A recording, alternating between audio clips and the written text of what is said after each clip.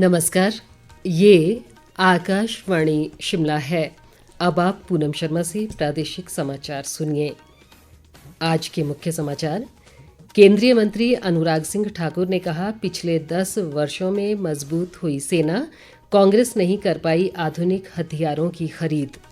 कांग्रेस नेता राहुल गांधी ने नाहन और ऊना में की चुनावी रैलियां, भाजपा पर लगाया युवा विरोधी होने का आरोप। स्वीप कार्यक्रम के तहत प्रदेश के 10 जिलों में निकाली गई साइकिल रैलियां, लोगों को मतदान के प्रति किया गया जागरूक। और ऊना में 44 डिग्री से ऊपर पहुंचा पारा, अगले 2 दिन तक बंद रहेंगे जिले में प्राइमरी स्तर तक के सभी स्कूल। अब समाचार विस्तार से। प्रदेश में 1 जून को होने वाले लोकसभा चुनाव और विधानसभा उपचुनाव के लिए प्रचार अभियान अंतिम चरण की ओर बढ़ रहा है। ऐसे में राजनीतिक दलों के नेताओं व उम्मीदवारों ने प्रचार अभियान में तेजी ला दी है। भाजपा के वरिष्ठ नेता व केंद्रीय मंत्री अनुराग सिंह ठाकुर ने आज ऊना में तूफानी प्रचार के तहत कई नुक्कड़ सभाओं को संबोधित किया। उन्होंने कहा कि प्रधानमंत्री नरेंद्र मोदी के नेतृत्व वाली सरकार ने देश की सेना को मजबूत करने का काम किया है, लेकिन कांग्रेस सेना के लिए कभी भी आधुनिक हथियारों की खरीद नहीं कर पाई। अनुराग सिंह ठाकुर ने आरोप लगाया कि कांग्रेस नेता राहुल गांधी ने आज देश भर के सभी भ्रष्टाचारियों को एक मंच पर लाकर जनता को ठगने का प्रयास किया है।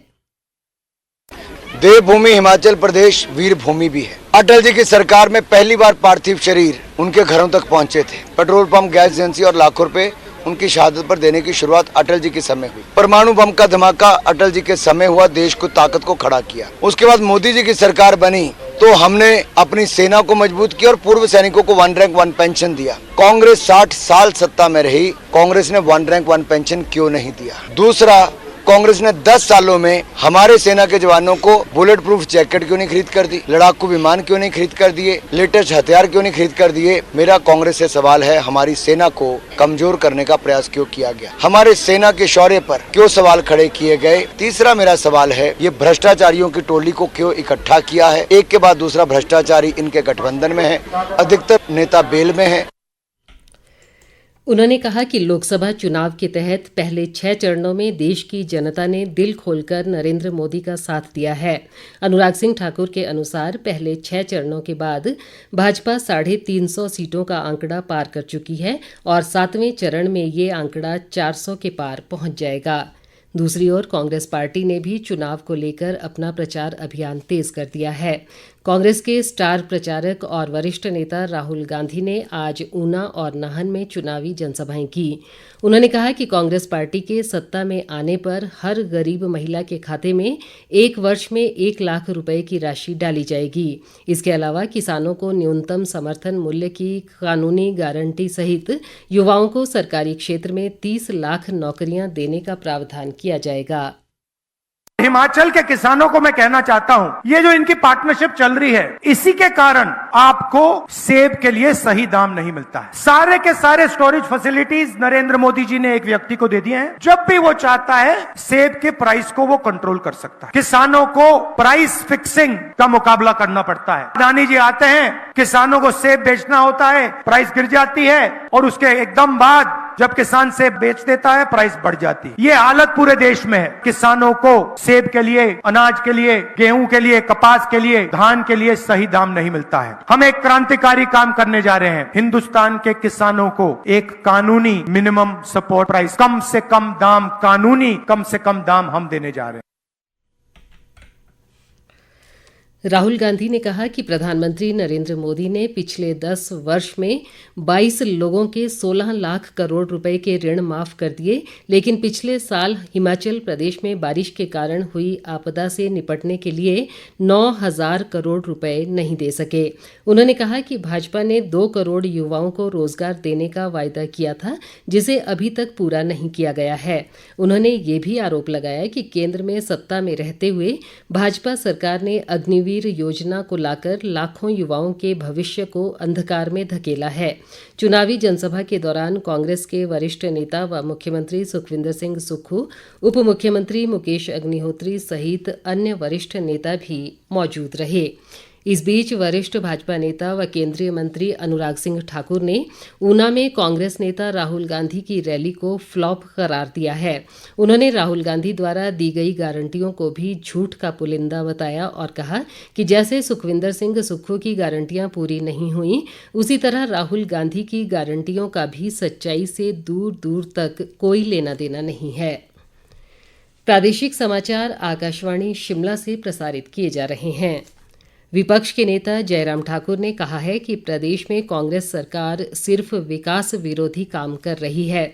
चंबा जिले के भरमौर में एक जनसभा में उन्होंने कहा कि कांग्रेस ने सभी विकास कार्य रोक दिए हैं और प्रदेश की जनता ने भी अब कांग्रेस को शून्य पर रोकने का मन बना लिया है।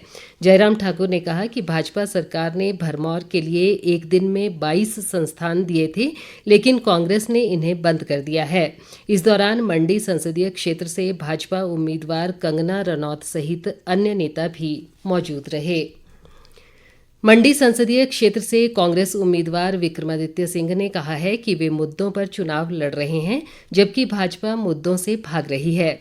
सरकाघाट विधानसभा क्षेत्र के विभिन्न स्थानों पर आज चुनावी सभाओं में उन्होंने कहा कि प्रदेश कांग्रेस सरकार ने ओपीएस लागू कर एक नया इतिहास रचा है। विक्रमादित्य सिंह ने कहा कि सरकाघाट क्षेत्र में जो भी विकास कार्य हुए हैं, वे सब पूर्व मुख्यमंत्री स्वर्गीय वीरभद्र सिंह की देन है। उन्होंने कहा कि पूरा प्रदेश उनका घर है और उन्होंने कभी भी क्षेत्रवाद की राजनीति नहीं की है।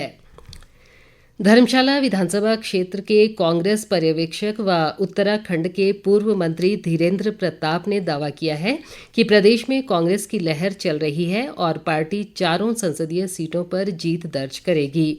धर्मशाला में पत्रकारों से बातचीत में उन्होंने कहा कि मुख्यमंत्री सुखविंदर सिंह सुक्खू ने पिछले 1.5 वर्ष के कार्यकाल में प्रदेश को एक बार फिर विकास के पथ पर लाकर खड़ा किया है।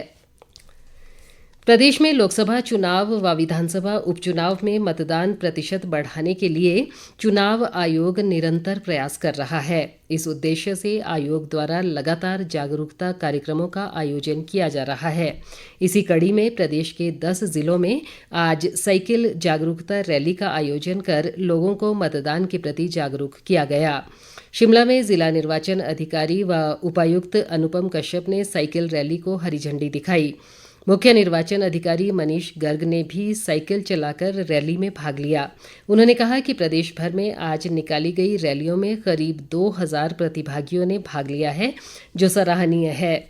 मनीष गर्ग ने कहा कि पिछले विधानसभा चुनाव में राज्य में 76% मतदान हुआ था और इस बार इस आंकड़े से भी आगे जाने का लक्ष्य है। उन्होंने द डेमोक्रेसी वैन को भी हरी झंडी दिखाई, जो लोगों को स्वेच्छा से मतदान के लिए जागरूक करेगी।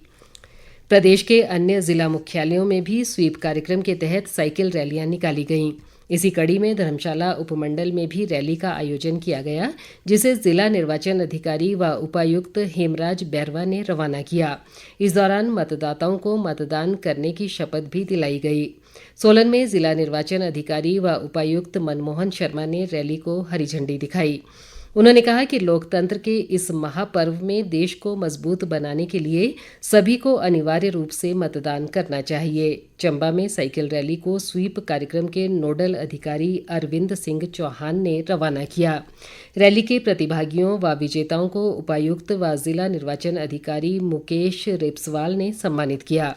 स्वीप कार्यक्रम के तहत मंडी शहर में भी साइकिल रैली का आयोजन किया गया। कुल्लू में भी साइकिल रैली के माध्यम से मतदाता जागरूकता का संदेश दिया गया। प्रदेश के अनेक भागों में भीषण गर्मी का दौर लगातार जारी है। राज्य के कई स्थानों पर अधिकतम तापमान 40 डिग्री सेल्सियस से ऊपर बना हुआ है। ऊना का अधिकतम तापमान आज 44.4 डिग्री सेल्सियस रिकॉर्ड किया गया। भीषण गर्मी के प्रकोप को देखते हुए ऊना प्रशासन ने आगामी 2 दिनों के लिए जिले के सभी सरकारी और निजी प्री प्राइमरी और प्राइमरी स्कूल बंद रखने का निर्णय लिया है। आज जारी आदेशों के मुताबिक जिन स्कूलों में इन 2 दिनों में परीक्षाएं निर्धारित हैं वहां ये परीक्षाएं सुबह 7 से 11 बजे तक आयोजित करने को कहा गया है। राज्य के कई अन्य इलाकों में भी लोगों को भीषण गर्मी का सामना करना पड़ रहा है। मौसम विभाग ने अगले 24 घंटों में मौसम के साफ बने रहने की संभावना जताई है। उधर पर्यटन नगरी मनाली में नेहरू कुंड के समीप ब्यास नदी में पैर फिसलने के कारण आज 2 सैलानी बह गए। पुलिस टीम ने इस घटना में एक युवती के शव को बरामद किया है, जबकि दूसरे युवक की तलाश की जा रही है। अंत में मुख्य समाचार एक बार फिर। केंद्रीय मंत्री अनुराग सिंह ठाकुर ने कहा, पिछले 10 वर्षों में मजबूत हुई सेना, कांग्रेस नहीं कर पाई आधुनिक हथियारों की खरीद। कांग्रेस नेता राहुल गांधी ने नाहन और ऊना में की चुनावी रैलियां, भाजपा पर लगाया युवा विरोधी होने का आरोप। स्वीप कार्यक्रम के तहत प्रदेश के 10 जिलों में निकाली गई साइकिल रैलियां, लोगों को मतदान के प्रति किया गया जागरूक। और ऊना में 44 डिग्री के ऊपर पहुंचा पारा, अगले 2 दिन तक बंद रहेंगे जिले में प्राइमरी स्तर तक के सभी स्कूल। इसी के साथ ये समाचार बुलेटिन समाप्त हुआ। नमस्कार।